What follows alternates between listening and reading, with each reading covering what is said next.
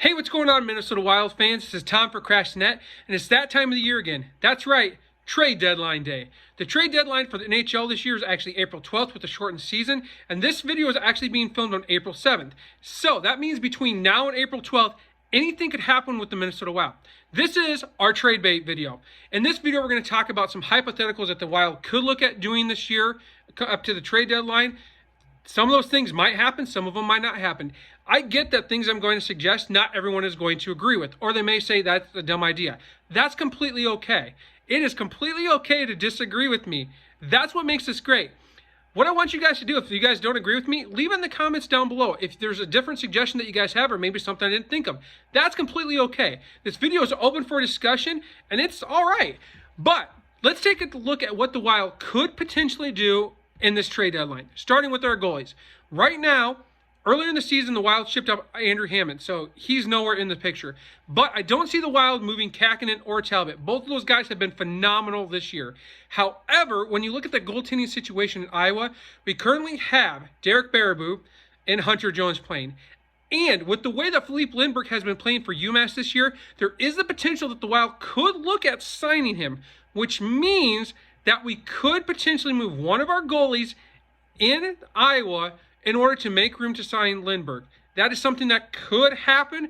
It's not something that means it's going to happen. That's just a hypothetical. I could see the Wild potentially moving a goalie in order to make room for Filip Lindbergh. Let's take a look at our defense.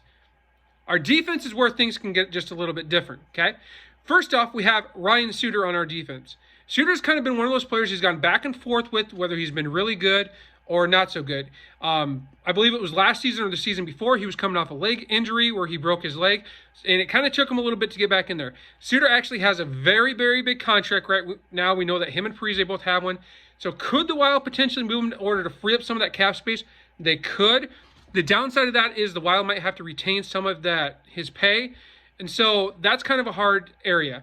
Next, we have Gerald Spurgeon. The Wild obviously are not going to move Gerald Spurgeon at all, seeing as he's our captain. And then we have Carson Soucy. Here's where things can get a little bit tricky. We know that Seattle is going to potentially maybe want to take him during our upcoming expansion draft. We don't know for sure. The Wild could look at exposing him during that draft. They could look at trading him prior to that. That also means they could look at trading him to Seattle now, as Seattle is about to make their last payment to the NHL. Once they make their last payment for their expansion, they're able to sign basically anybody. So they could look at making a deal with Seattle at the expansion trade deadline and basically give them Carson Soucy in order to keep something else in return. Nobody really knows. We also have Brad Hunt. I don't see the Wild really getting rid of him. He's actually been pretty good. Matt Dumba. Now, I already know that some people are going to be rolling their eyes on this one. I'm not going to get on the side of, is he good, is he not good, because it can go either way. I'm going to leave that guy up to you. I'm going to try to remain neutral. What we do know is that the Wild could look at potentially signing him for the long term, or the Wild could look at either trading him, because he is a right-handed defenseman, and they've been looking for one all over the league. I believe it was last year, Winnipeg was actually looking for right-handed defensemen and potentially had something in the mix to try to get Dumba to come to Winnipeg. Now, we could see them look at trading him. We could see them look at signing him for a long term. We could see them look at doing nothing and possibly leave him open in the expansion draft.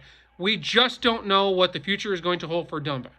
Okay, like I said, I'm going to try to remain neutral on that one because I know there's haters on both sides of it. So I'm going to try to remain neutral as possible. If you guys have a thought on that, leave it down below. We also have Ian Cole that the Wild actually traded Greg Pattern for. Cole hasn't been terrible this year, but he hasn't exactly been the best. The Wild could look at maybe trading him. However, I do believe he might be an unrestricted free agent at the end of the season. So they might just wait, and then at the end of the season, basically, you're free to do what you want. We also have Jonas Brodin. We know the Wild are not going to trade him. They just signed him not that long ago. Next is where we look at our forwards. Okay, first one we have is Matt Zuckerell. I hope they don't get rid of Zuckerell. Between Zuckerell and Kaprizov, sometimes I kind of stumble saying that. Those two guys have been on fire. I mean, to me, they're like Kane and Taves. You wouldn't break up a great duo. I mean, think about some of the great rock bands ever. Would you break them up? No. I can't see them wanting to get rid of Zuckerell unless they got something really great back in return or potentially some draft picks. Next, we have Nico Sturm. Now, the last couple days, Sturm has actually been not playing. They've been favoring some other players. Personally, I really like Nico Sturm. I think he did really, really well in Iowa. I know sometimes people say that there's a difference between Iowa and Minnesota, and sometimes those guys just have a hard time competing up to the level that they should. We could see them maybe Nico Sturm. I don't know. I really hope not. I really enjoy watching the guy. He was phenomenal in Iowa, and I think just given more time, he's going to do really well. Next, we have Kyle Rao. I hope they hold on to Kyle Rao. Kyle Rao was actually really great in Iowa. He is actually the brother to Chad Rao, who played for Minnesota at one time. I don't know. I hope they don't move him either. Victor Rask. Okay. I know I'm going to get some heat on this. I could see the Wild potentially moving Victor Rask. Now, I know people are going to say, but wait a minute, he's been great this year. He's been really, really great playing on, I believe it's the first or second line. He's been great this year, but he's had trouble in the past leading up. So I could see Guerin say, does 1 year really constitute keeping him, holding on to him? Or can we get more, seeing as he's coming off a really great season? This would maybe be the time to trade him to try to get something back in return. I could see the Wild move Rask. I don't know. I do believe he might be unrestricted at the end of the season also, so I don't know if the Wild are going to look at re-signing him. They could look at trying to trade him early. Next name on the list. All right. I'm ready for the heat. Zach Parise. Last year, I know that the Wild had a deal in place that would see Parise end up going to the New York Islanders and potentially bringing Anders Lee to Minnesota. You might say, why didn't that happen? Lou Lamoriello, who is actually the GM of the Islanders, is very, very picky about how his deals get done on trade deadline day. He is not in favor of rumors getting out before everything is signed, put in paper, everything's done. Apparently last year a deal was in place that, like I said, would have seen Parise going to the Islanders in exchange for Anders Lee. Somewhere along the line, after Guerin and Lamoriello talked, the trade got leaked. And apparently the media ate it up, and Lamoriello did not like that at all. So apparently he pulled the plug and said, we're not doing it. It's off. Forget about it. It would have seen them open up tons of cap space. Now, I've also heard some rumors. Keep in mind, they are rumors, so we don't know for sure, that the Devils are looking at potentially trying to bring him back. We know that the Devils have really been struggling. I don't know whether that's true or not. The thing is, if the Wild were to trade Zach Parise, sorry, I almost kept saying Kaprizov. Pardon me there. We're not going to ring Kaprizov. If the Wild were to trade Zach Parise, the thing about it is that he's getting older. He still has quite a bit of years on his contract. The Wild are probably going to have to retain some of his salary, which means we're going to take that cap hit. But with him playing on the third and fourth line, I don't see us getting a big return for that. So it might be one of those where Guerin just lets him finish off his contract, then he's done. I don't know. I really hope that to be honest with you, Parise's kind of getting to the point where he's like Koivu, where he's just kind of declining over his career. He's had a couple injury-filled seasons. I wouldn't be surprised if they try to. I mean, if you think about some of the prospects we still have, we still got Kuznetsov, Jack McBain, Marshall Warren in the mix. We got Sam Hinches, Nick Swanee. We got 5 guys right there, plus other guys still playing that the Wild could look at bringing into and signing. Next, Luke Johnson. I don't think Johnson's going anywhere. This guy's been phenomenal. He has just been on fire. Next, we have Marcus Johansson. I hope they don't get rid of him. Marcus Johansson's been really, really well. However, we just don't know what's going to happen with him. Then, a name that I've actually heard been thrown around quite a bit on different trade things is Jordan Greenway. Now, I will give you a little information about what I know about Greenway, okay? A couple of years ago when Greenway was in the system at the end of the season, him, Ryan Donato, and I can't remember the other person, all came down to Iowa to play. And we were actually watching them play in the playoffs against the Chicago Wolves, and I'll be honest with you, numerous times Greenway to me just looked lost on the ice. And he kind of looked like he didn't really want to be there. Now, that's just what I saw, okay? That doesn't mean that's true. That's just kind of what I saw. There were several times where I kept thinking, with his size, if he were to get to the front of the net like Alex Tuck, he'd probably have more performance. He'd probably score more goals, do much better. Now, I have heard some rumors this year that Greenway could be one that the Wild look at trading. He could be one that they look at exposing an expansion draft. Who knows? I don't think they're going to trade him, but if they did, I would expect them to try to get at least a high-quality center in return, potentially a first-round draft pick or a second round, maybe even a third, maybe even 2 rounds. I don't know. Next is Marcus Foligno. Don't trade him.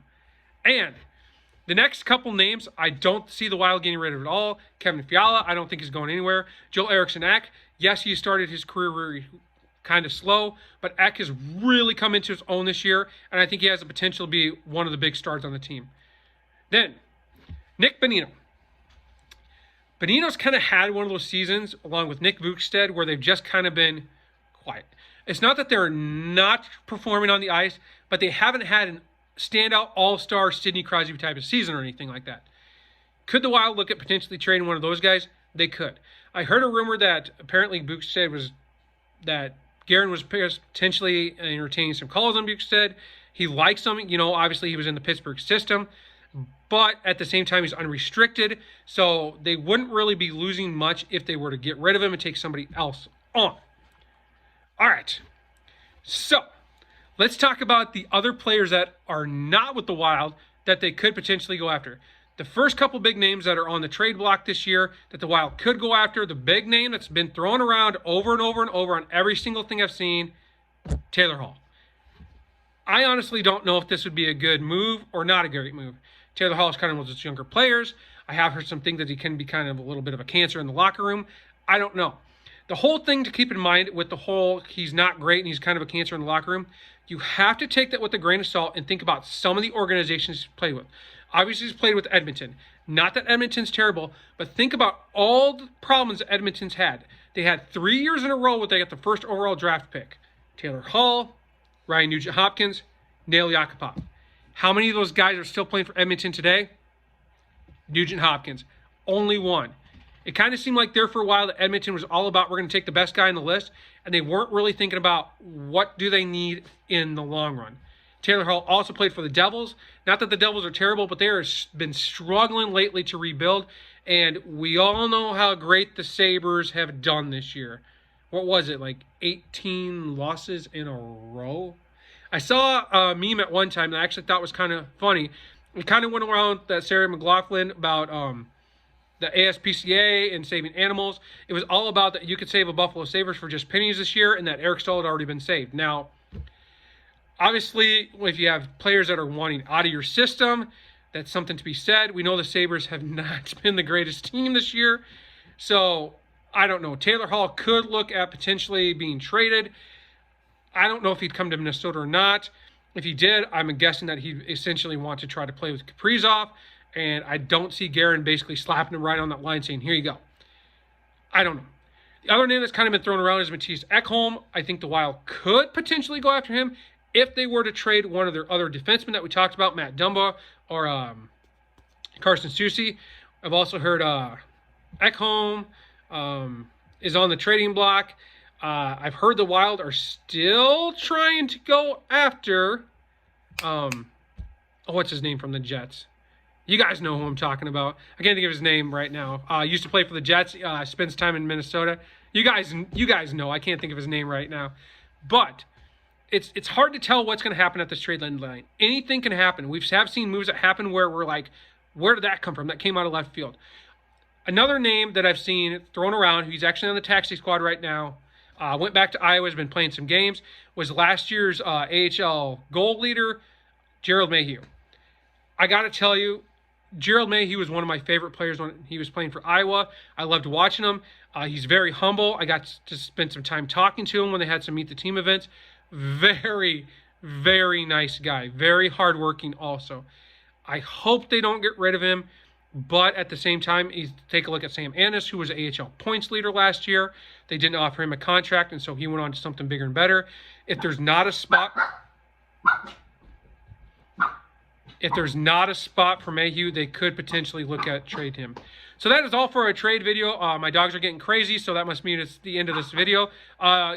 Give me your thoughts and comments down below, and we'll see what happens on April 12th. Until then, this is Tom saying have a great week, and go Wild.